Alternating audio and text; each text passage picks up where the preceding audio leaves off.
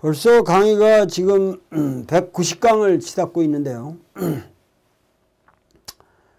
빨리 나가는 게 중요한 게 아니라 우리가 살고 있는 시대가 너무 암울하고 참혹하고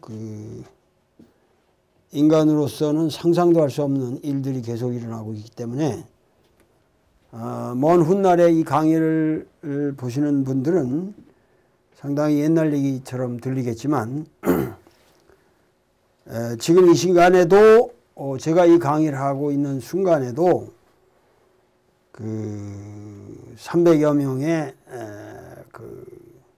승객들이 뒤집어진 뱃속에서 지금 생사가 확인이 안 되는 채 필경은 이미 절명했으리라고 생각하지만은 그래도 행여 뒤집어진 배에 공기가 차 있으므로 거기 사람이 있을까. 포세이돈이라는 영화를 여러분들이 연상해 보시면은 그 참혹한 아슬아슬한 이야기를 생각해 볼 수도 있지만 하여튼 그런 기적이 일어날 가망이 거의 없어 보이는 상태에서 지금 전 세계가 40, 50여 개국의 수반들이, 각국의 수반들이 우리나라에 참 조의를 표하고 애도를 표하고 그러는 가운데서도 아무런 대책 없이 우리가 이 참혹한 현실 속에서 감내해야 되는 이러한 아주 비참한 사건이 목전에서 벌어지고 있습니다. 그런데 이번 사건에 가장 사람들이 가장 가슴 아파하는 것은 우리가 불가항력적인 천재지변으로 사람이 목숨을 잃는다는 것은 어쩔 수 없는 거지만 이거는 아주 100% 순수한 인재라는 의미에서 이것은 하나의 도덕적 책임이 누구에게 있다고 말하기에 앞서 우리나라 국가 체제의 전반적인 도덕의 부재 그리고 이러한 사건이 유발되기까지 진행되어 온 20세기, 21세기 우리 역사의 모든 향배를 우리가 반성하지 않으면 아니 되는 그러한 아주 중대하고 처참한 상황에 우리가 놓여 있습니다. 고등학생들이 수학여행을 간다는 것은 당연한 것이고 그것을 왈가왈하는 사람도 있지만은 사실 그건 수학여행을 가는 건 참 좋은 일이죠. 그래서 그러한 전통이 지금까지 이어져 왔는데 그 안산의 그 고등학교의 학생들이 대체적으로 사실은 그 지역 사람들이 우리 사회에서 보자면은 그렇게 부유한 층 사람들이 아니고 어렵게 사는 사람들이 많고 그래서 그 자녀들도 또 그런 수학여행이나 이런 데 각별한 꿈을 가지고 떠났을 것입니다. 근데 제가 사실은 그 내부적인 사건을 아주 세밀하게 지금 조사하고 쫓아다녀서 그 정보를 캐내고 그런 입장이 아니기 때문에 제가 말할 수는 없지만 하여튼 얼른 그런 상황에서는 일단 모든 사람들을 갑판 위로 올라오게 해서 어떻게 됐든지 간에 구명조끼를 입었으니까 그걸 입혀서 그 배가 전복되는 상황에 따라서 그 애들을 전부 바다로 대피를 시켰으면은 피해가 별로 없었을 것인데 금방 하여튼 바다에 걔들은 어린 애들이야 요즘 그렇게 춥다 그래도 아주 얼음 바다는 아니니까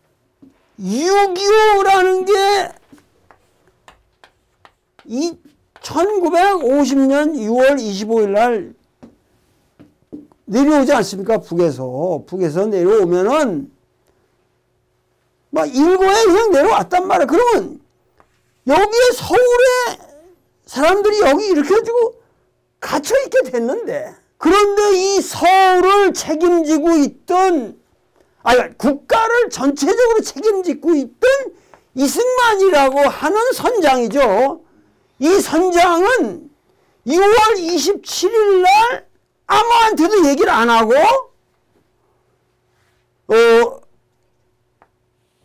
경부선 열차를 타고, 특별 열차를 타고 저 혼자 7시경에 대전에 도착합니다.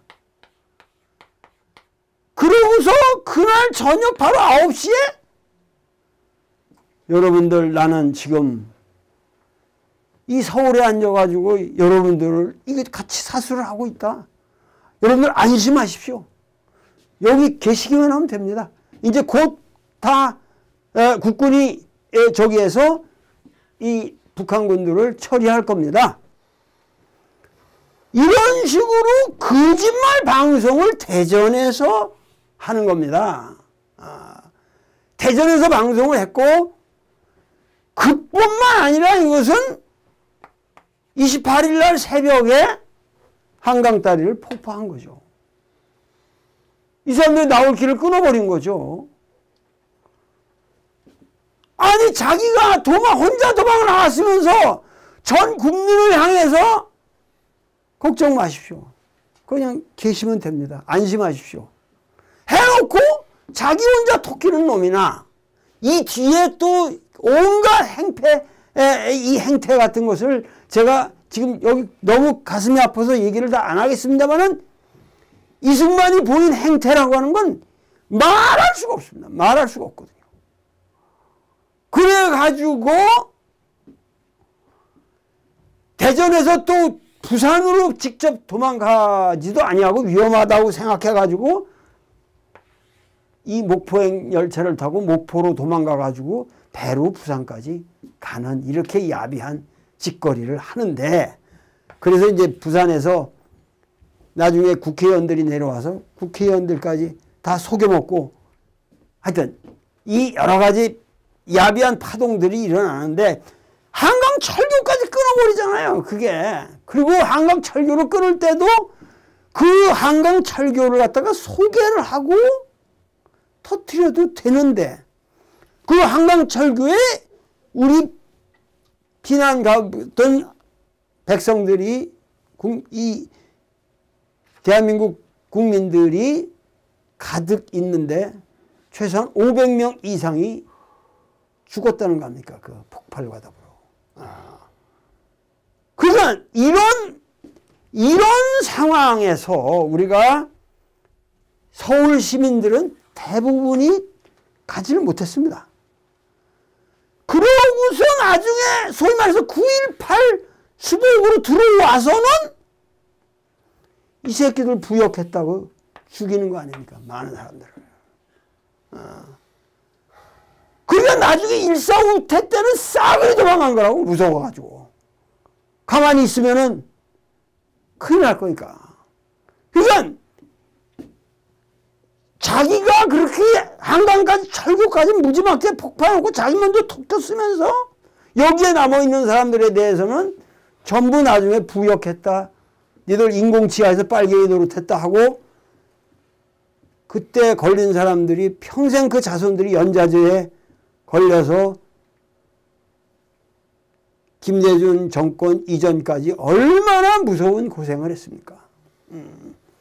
그러면 지금 우리가 지금 보는 제주도 이 배에서 일어난 사건 하나가 이 사건에 이게 문제가 아니라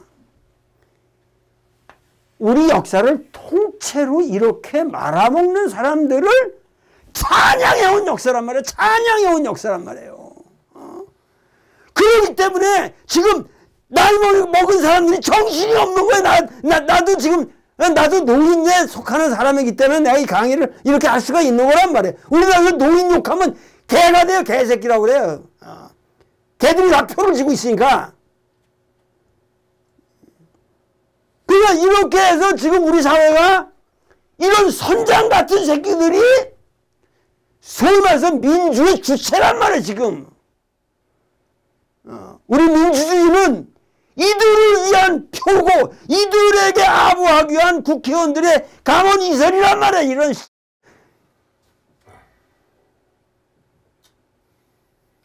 그러니까 소위 말해서 1950년 6월 25일에 벌어진 이 한 사흘간에 벌어진 일이나 지금 제주도 가는 배에서 벌어지고 있는 일이 이게 완전히 같은 패러다임 속에서 이루어진 사건이라고 하는 것을 내가 어디 가서 얘기합니까? 오로지 후주에서밖에 얘기 못하는 거죠. 이 공적으로 신문에 쓰면 실어주는 데도 없고 이런 발상하는 놈들도 없고 선장 그거 참 나쁜 놈이다 이런 소리만 하고 있는데 선장이 나쁜 놈이 아니라 청와대가 다 그런 놈에 의해서 점령이 되어 있기 때문에 그리고 그렇게 점령이 되도록 온 국민이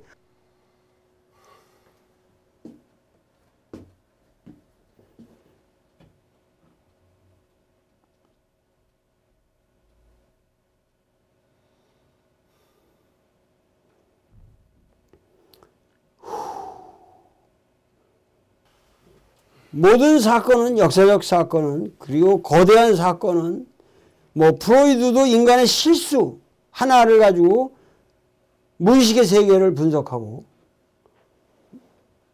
결코 인간의 그 우발적인 실수 같지만 그 실수가 우발적이 아니라는 게 그 사람의 뭐 꿈의 해석이라든가 정신분석 입문에서 아주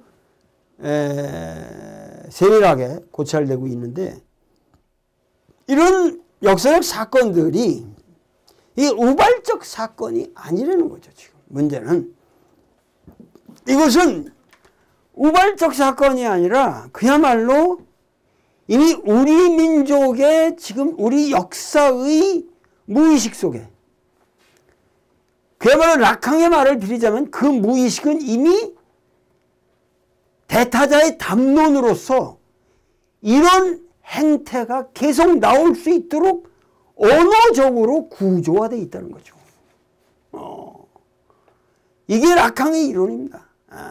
그러니까는 뭐냐면 지금 이런 사건이 벌어지고 있는 것 자체가 우연이 아니라 뭐냐면 해방 이후에 우리가 일제를 통해서 비굴하게 살았고 그 비굴하게 산 새끼들이 하나도 책임 안 지고 결국 이승만 정권 외부에서 그냥 낙하산 타고 들어온 그 정권과 결탁이 돼서 다시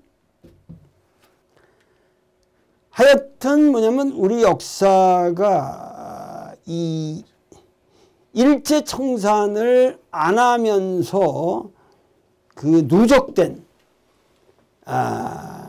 뭐랄까 그 책임을 안 지고 어떻게 아부만 하면은 권력과 타협을 하고 아부만 하면은 이 나라에서는 잘 살아남는다. 결국 박정희라는 인물의 역사도 끊임없는 자기 배반의 역사거든요. 자기 소신을 항상 타협하면서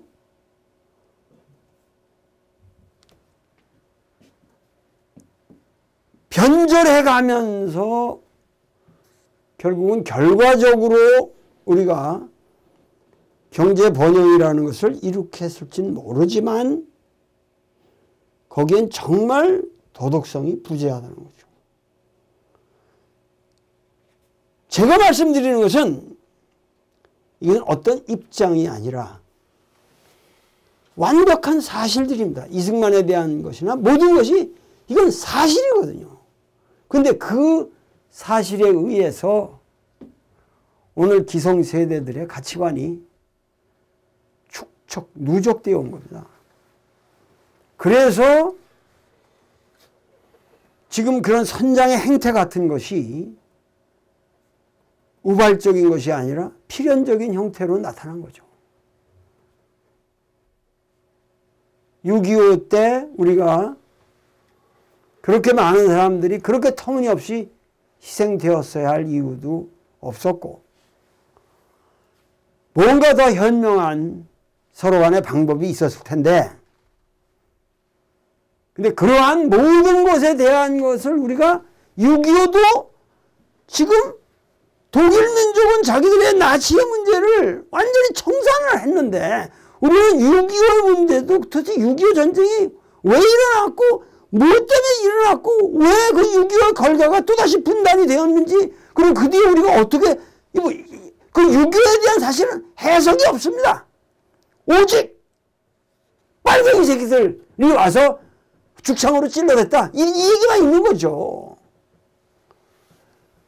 그러니까 이 역사가 우리가 이렇게 구조적으로 우리 역사의 가치관에 거대한 왜곡이 있고, 애매한 것이 애매한 채로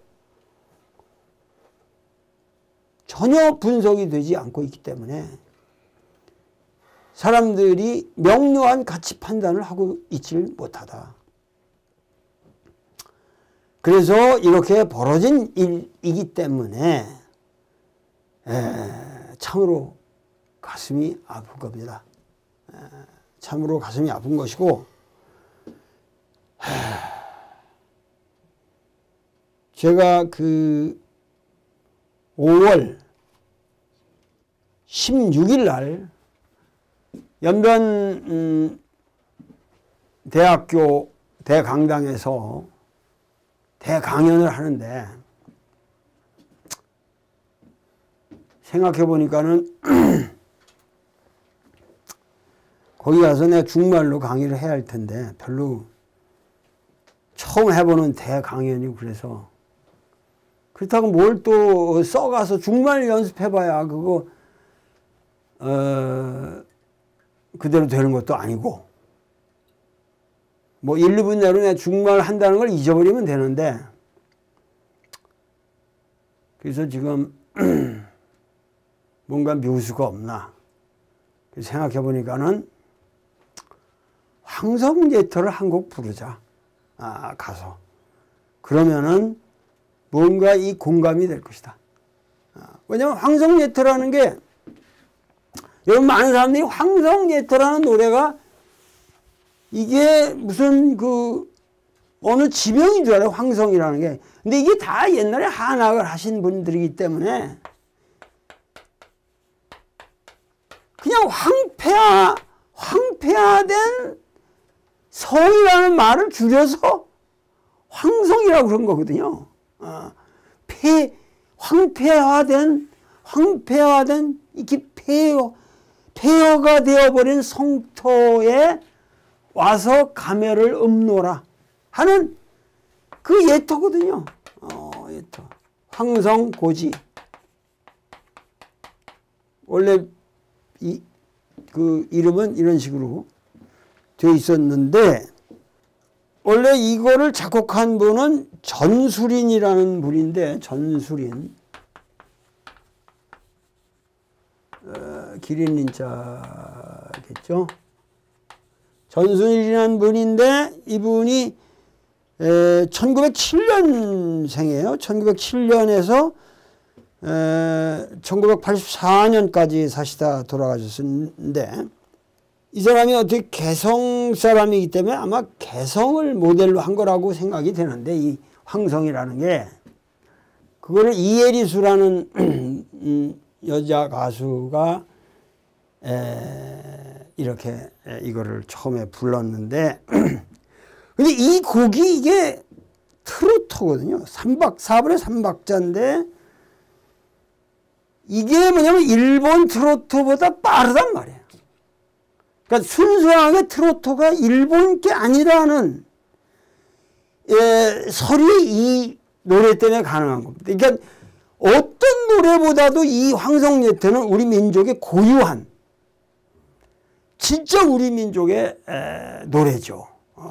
이게 우리 민족의 감성 속에서 자생적으로 나온 거기 때문에 황성예터는 그 일본 시대 때 그 일본의 영향을 받아가지고 만들어진 어떤 작품하고도 이거는 다릅니다. 그래 가지고 이게 초연이 됐는데 이게 딱 부르는데 난리가 난 거예요.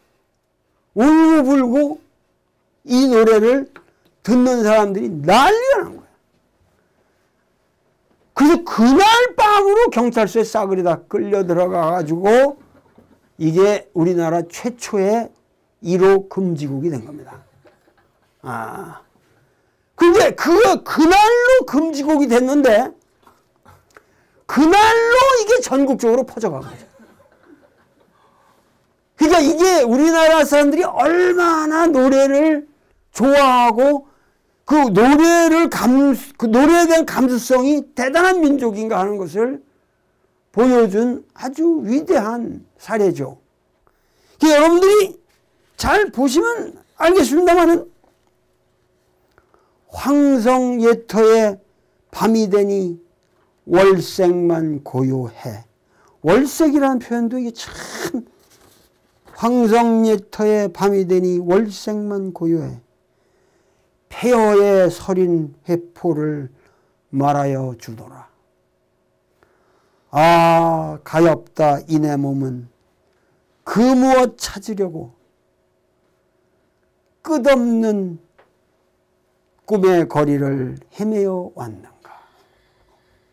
그러니까 이게 전 세계가 전 국토가 폐허가 되어 있는 여기에 그 폐허에 서린 회포를 말하여 주노라. 가엾다 이내 보면은 무엇을 찾으려고. 근데 끝없는 꿈의 거리를 헤매여 왔는가. 성은 허물어져 빈터인데 방초만 푸르러 세상이 허무한 것을 말하여 주노라. 아 외로운 저 나그네 홀로 잠 못 이루어 구슬픈 벌레 소리에 말없이 눈물 져요. 그 다음에 이제 3절이 이게 죽여주는 겁니다. 나는 가리로다. 끝이 없이 이발길 닿는 곳.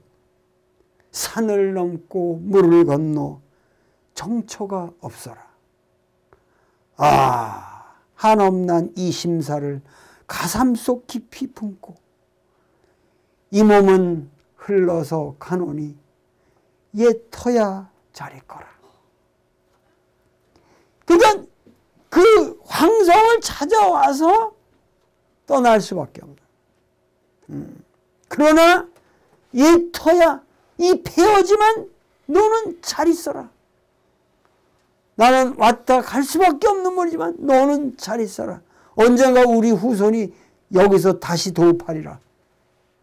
다시 이 나라를 불러일으키리라. 그러니까 이 일제에 의해서 완전히 폐허가 된 나라를 이렇게 감동적으로 읊은 노래는 없었다. 이것이 1호 노래고 이것이 1호 금지곡이고 1호로 일제시대에 가장 포퓰러한, 사실은 아리랑보다 나는 황성예터가 더 위대한 우리 민족의 애창곡이 되어야 한다고 생각합니다.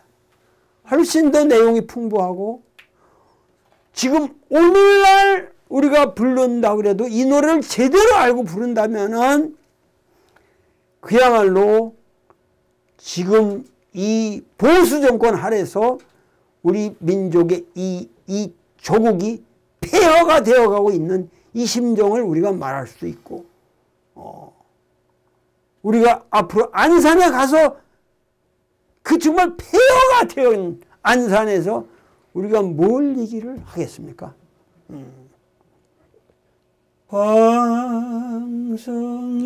황성예터의 밤이 되니 월색만 고요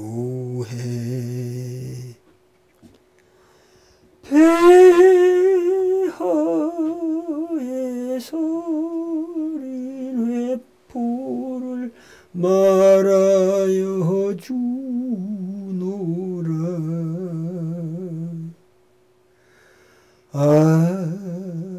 가엾다 이내 몸은 금우어 찾으려고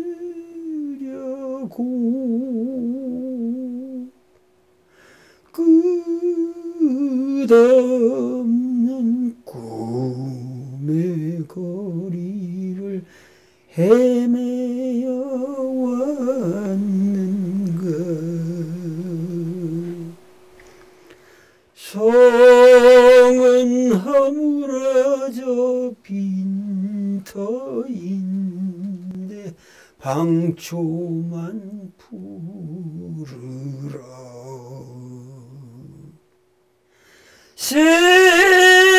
세상이 허무한 것을 말하여 주노라.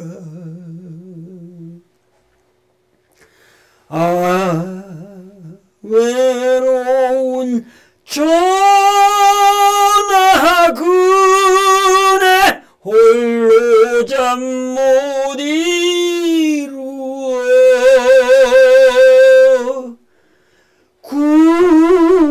구슬픈 벌레 소리에 말없이 눈물 져요.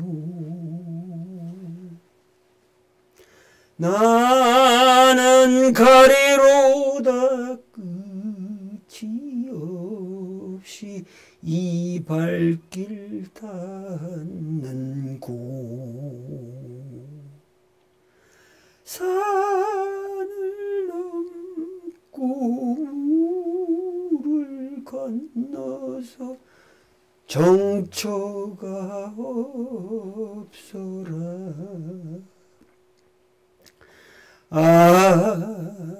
한없는 이심사를 가슴속 깊이 묻고 이 몸은 흘러서 가노니 옛터야 잘 거라. 오늘은 우리 민족의 반성, 그러니까 역사라는 것은 항상 우리 민족들은 거울로 생각했고, 거울이라는 것은 항상 나를 반성하기 위한 거울이었다. 그렇기 때문에 역사라는 건 고대, 중세, 근세 이런 이따위의 시대구분론이라든가 그런 시대구분론을 둘러싼 그 사관의 문제에 있는 것이 아니라 오늘 우리가 어떠한 시각에서 역사를 바라보고 그것을 반성을 해야 되는가. 근데 그 모든 역사적 반성의 중액에는 역시 맹자가 있어야 된다는 것이죠. 그야말로 맹자가 말하는 이러한 도덕주의적 인간학이 없으면 역사라는 것은 무의미하다는 것이죠. 그래서 우리가 맹자를 공부하면서 제주도에 가는 수학여행 학생들이 희생된 사건을 놓고 우리가 또다시 한번 맹자를 되짚어보는 그런 시간으로 생각해 주셨으면 감사하겠습니다. 오늘 강의는 이것으로 마치기로 하겠습니다.